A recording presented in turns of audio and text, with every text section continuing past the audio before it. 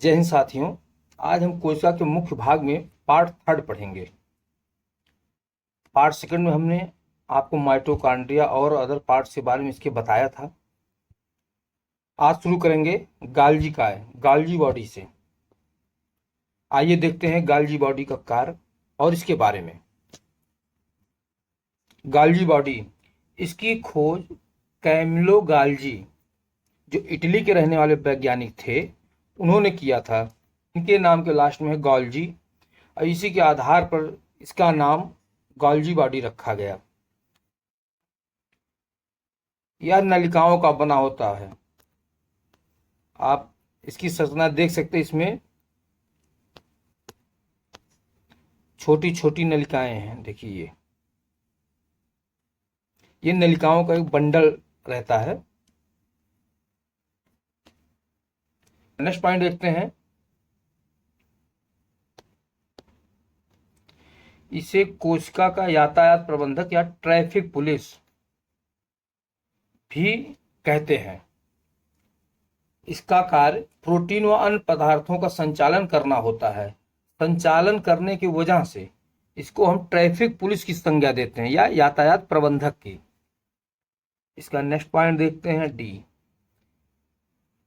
यह पादप कोशिकाओं के विभाजन में सेल प्लेट बनाने में भी सहायक है और यह कार्बोहाइड्रेट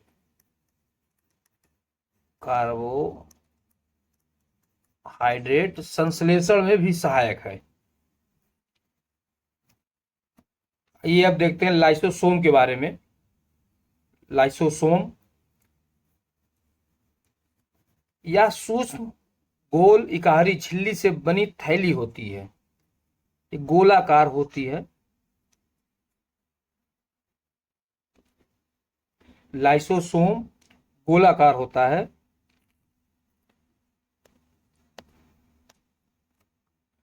यह बाहरी पदार्थों का भक्षण व पाचन करती है। इसमें जो मृत कोशिकाएं होती हैं या बाहर से जो भी पदार्थ आते हैं या उनका पाचन करती है, भक्षण करती है। इसीलिए इसको आत्मघाती थैली, सुसाइडल वेसिकल या सुसाइडल बैग भी कहते हैं। इसमें 24 प्रकार के एंजाइम पाए जाते हैं। एक नोट देख लीजिए, स्तनधारियों के आरबीसी में लाइसोसोम नहीं पाया जाता है। अगर लाइसोसोम आरबीसी में पाया जाएगा तो खुद ही भक्षण करना शुरू कर देगी। लवक केवल पादप कोशिका में पाए जाते हैं। इसका अगला पॉइंट देखते हैं, जीवाणु, शैवालों तथा कवक में लवक नहीं पाए जाते हैं। ये देखते हैं लवक के प्रकार।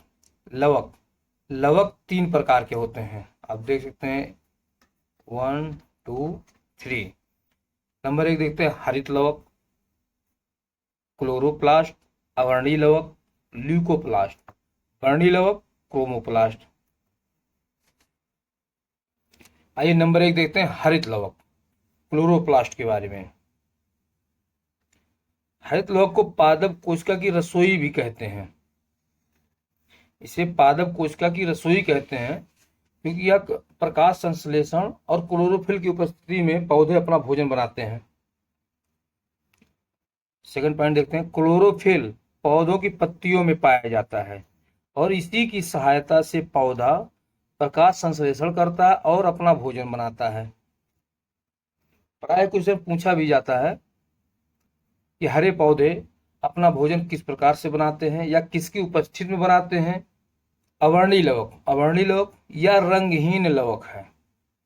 इसमें कोई रंग नहीं पाया जाता है या पौधे के उन भागों में पाया जाता है जो सूर्य के प्रकाश से वंचित हैं, जैसे जड़, भूमिगत तनों में जैसे मूली या जड़ होता है पेड़ का, उसमें रंग नहीं होता है। आइए अब देखते हैं वर्णीय लवक के बारे में। ये रंगीन लवक है।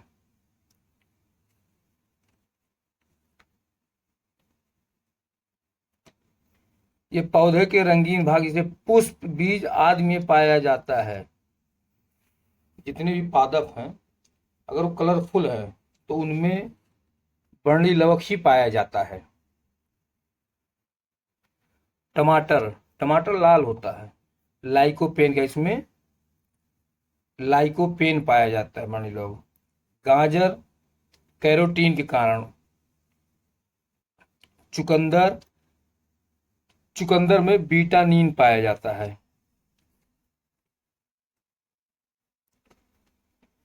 नोट एक देखते हैं, पत्ती का रंग पीला उनमें कैरोटीन के निर्माण के कारण होता है। पत्ती पहले हरी रहती है, तब उसमें क्लोरोफिल पाया जाता है, लेकिन जब उसमें पीलापन आने लगता है तो उसमें कैरोटीन का निर्माण होने लगता है। इसमें एक कैरोटीन।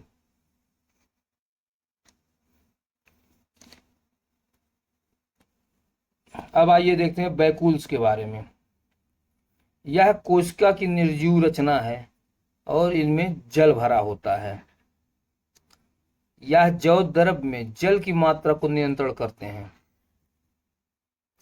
जैव द्रव्य यानी प्रोटोप्लाज्म। प्रोटोप्लाज्म में न्यूक्लियोप्लाज्म और साइटोप्लाज्म दोनों आते हैं। यह कोशिका के आंतरिक एवं बाह्य दाब पर संतुलन बनाए रखता है। कोशिका के अंदर से अनावश्यक पदार्थों को बाहर निकालना भी इसका कार्य है। कोशिका का अगला और सबसे महत्वपूर्ण पार्ट केंद्रक, न्यूक्लियस कहते हैं। लैटिन भाषा में इसका अर्थ है गुठली, कर्नल या बीज, सीड्स कहते हैं, क्योंकि ये इसी आकार का होता है।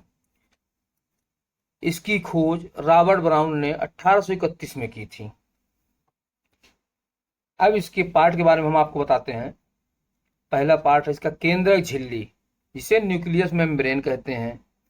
केंद्रक के चारों तरफ एक पारदर्शी झिल्ली, पारदर्शी यानी जिसके आर पार दोनों तरफ दिखे, उसे पारदर्शी झिल्ली बोलते हैं।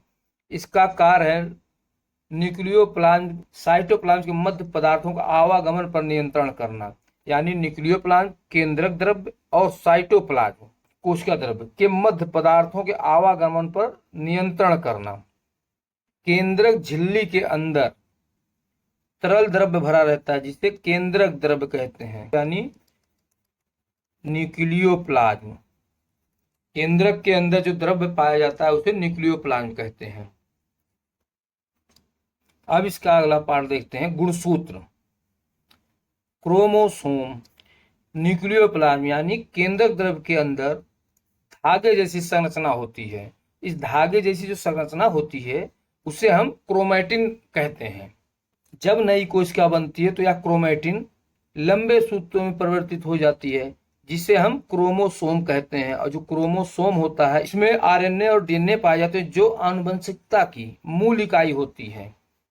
आनुवंशिकता मीन्स एक पीढ़ी से दूसरे पीढ़ी में गुणों का ट्रांसफर होना या स्थानांतरण होना। प्राय परीक्षा में पूछा जाता है आरएनए और डीएनए का फुल फॉर्म। तो आरएनए का फुल फॉर्म है राइबो न्यूक्लिक एसिड और डीएनए का है डीऑक्सी राइबो न्यूक्लिक एसिड। इसी के साथ आज का टॉपिक यहीं समाप्त होता है। इसके अगले पार्ट में हम पढ़ेंगे टिश्यू के बारे में।